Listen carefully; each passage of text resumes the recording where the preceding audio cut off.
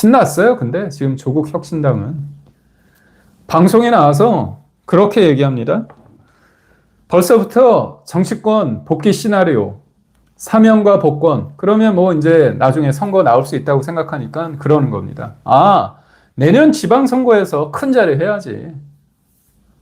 뭐 개딸들 그리고 또 문바들 하니까 뭔가 그 보여지는 사람들이 있으니까 신나가지고 뭔가 할 거라고 생각하겠죠?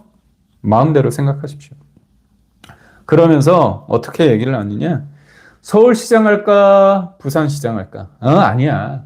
지방자치단체장 말고 중앙무대를 복귀해서 배지를 달아야 돼. 그래서 당대표를 해야 돼. 그러면서 국회의원 보궐선거가 내년에 지금 정해진 게 두 군데가 열립니다.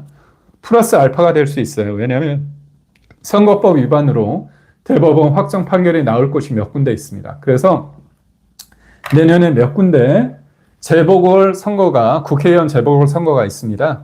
우선 확정적인 게 이재명이 있던 인천 계양을, 그리고 강훈식 비서실장이 아산을입니다.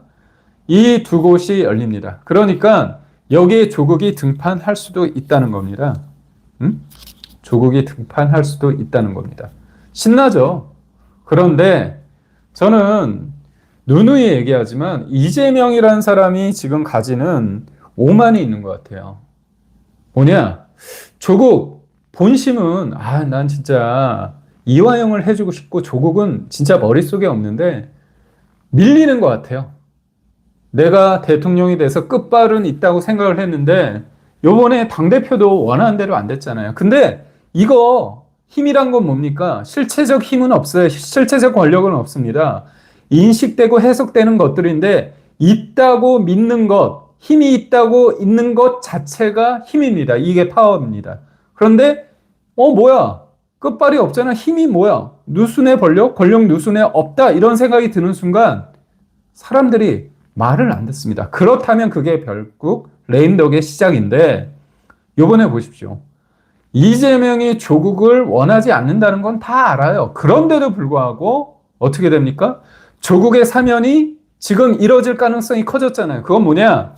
이재명이 감당할 수 없는 힘이 작동되고 있다는 거죠. 이런 거에 있어서 위기의식입니다. 그러면서 이재명은 자기 합리화를 할 거예요. 어떻게 하느냐? 그래 뭐 해주지. 대선 청구서, 총선 청구서 두 번이나 여하튼 조국이 날 위해서 일부러 양보한 건 아니지만 깜빵도 가고 그다음에 뭐 그때 비례 정당도 이런 식으로 했으니까 지역구에선 겹치지 않았으니까 날 위했다고 착각하는 거죠. 정신 승리하면서 합리화하는 겁니다. 합리화가 뭡니까? 자기 합리화가 내가 어쩔 수 없는 상황이 됐을 때 그거에 대해서 관철시킬 수 있는, 뚫을 수 있는 힘이 없을 때 자기 합리화를 하는 겁니다. 우리가 이솝 우화 있잖아요. 심포도 있지 않습니까? 여우가 포도를 먹으려고 점프하고 하다가 좌절하니까 저 포도는 심포도야. 이렇게 얘기를 하는 거잖아요. 결국 이것도 마찬가지입니다. 자기가 당대표도 만들려고 하고 조국 뭐 벌써 8.15야. 8.15 대관식, 나 대관식 한번 너는 교도소에 본 다음에 그래 겨울 정도 첫눈 내릴 때 한번 생각해보자. 이렇게 하려고 했는데 이게 마음대로 안 되는 겁니다. 이 마음대로 안 되는 걸 우리가 영어로 뭐라고 해야 합니까? 레임더. 한자, 네 글자로 권력 누수. 그렇게 얘기를 하는 겁니다. 그런데 지금 일종의 오만도 있는 거예요. 그래 뭐 내가 대통령인데 조국 사면 복권시켜도 그래도 내 세상이야 이렇게 얘기할 텐데요. 천만의 말씀입니다. 이재명 아저씨님, 이재명 아저씨 잘 보십시오. 본인 실력이 있어서 그 자리에 있던 게 아닙니다. 계엄이 곧 내란이라는 그 프레임이 먹혔기 때문에 있는 건데 당신은 태생적으로 뭡니까? 사법 리스크가 있는 사람이잖아요. 조국도 사법 리스크가 있죠. 근데 갔다 왔다고 생각하면서 뻔뻔하게 굴 겁니다. 그러면서 난 민주화 투쟁을 한 것처럼 독립운동을 한 것처럼 뻔뻔하게 굴 겁니다. 그러면서 그러겠지 이재명에게 너는 언제든 갈 사람, 나는 갔다 온 사람.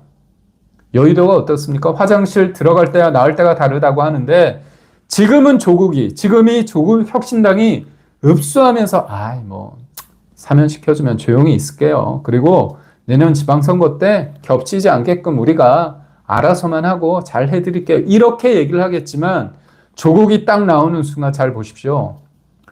이제 다음 달 초부터 대선 주자 또 지지율 조사합니다. 그럼 조국이 여튼 지금의 민주당과 위성정당 사이에서 이른바 범여권 내에서는 1등을 할 가능성이 있습니다. 그러면 잘 보십시오. 현재 권력은 지금 좋아. 하지만 현재 권력은 날이 갈수록 그 파이가 적어지는 거고요. 점점 내려오는 겁니다. 조국은 여튼 미래 권력으로서 하는 거죠. 그럼 정청래, 김어준 이 사람들이 어떻게 하겠습니까? 지금 친문이 지금 친명 앞에서 깨갱하고 있잖아요. 근데 친문 입장에서는 보십시오. 내가 원래 주류였어. 친명 너희가 비주류야. 그런데 구심점이 없었잖아요. 그 구심점 조국을 통해서 찾으려 하고 있습니다. 제가 여기서 말하는 게 조국이 대단해서가 아닙니다. 조국이 능력이 있어서가 아닙니다. 전 조국이 그렇게 되는 거 좋아요. 왜냐? 조국은 능력도 없고 도덕적이지도 않고 실력도 없고 그야말로 자기가 뭔가 있는 것 같은 최동석 얘기를 빌리자면 있어빌리티, 그냥 겉보기만 있어 보인다는 거죠. 사실상 이 사람이 어떤 실력을 보여줬습니까? 없거든요. 그래서 저는 괜찮습니다. 도리어 이재명의 등에 칼을 꽂을 수 있는 레임덕의 서막을 더 가속화시키는 비탈길의 경사를 더 올릴 수 있는 그런 의미에서 저는 나쁘지 않아요. 그래서 조국이란 인간이 의미 있는 광복절에 사면되는 거는 기분 나쁘지만 그 기분 나쁘고 답답함은 조금 있고 서서히 망가져가는, 서서히가 아니라 더 가속도를 붙이는 이재명 정부의 폭망의 길에 조국이 선봉장을 쓸 수 있다. 그리고 정청래와 김어준의 연합군에 조국이 합류한다. 지금 보십시오. 이재명 마음대로 안 되고 있어요. 마음대로 안 되고 있습니다. 조급할 겁니다. 근데 태생적 한계가 있거든요. 그런 측면에서 봤을 때 제가 조국의 사면을 짧게는 저도 분노하고 열받고 기분 나쁘고 하지만 저는 이의제이란 말이 있지 않습니까? 오랑캐를 통해서 오랑캐를 제한다. 이조제이, 이 말을 꼭 명심하십시오. 이조제이가 뭘까요? 조국을 이용해서 이재명을 제압한다, 친다는 거죠. 우리가 굳이 안 해도 지들끼리 그렇게 됩니다. 걱정하지 마십시오. 제가 그래도 이 권력이 흘러가는 거, 그리고 시대적 정신이 뭔지를 잘 압니다. 제가 사실 이 조국에 대해서 여러 가지 얘기를 하고, 정경심, 그 다음에 최강욱, 또 윤미향에 대해서 얘기하는데, 제가 개인적으로 이 조국이라는 사람이, 여러분 제가 어떻게 정치에 입문하게 됐는지에 대해서 아시는 분도 아시겠지만, 지수님, 역사는 반복된다. 맞습니다.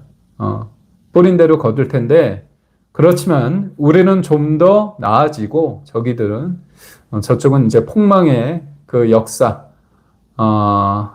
실패의 역사를 반복해야 되는데, 그러기 위해서는 우리도 실력을 갖춰야 되고요. 저희가 잘해야 됩니다.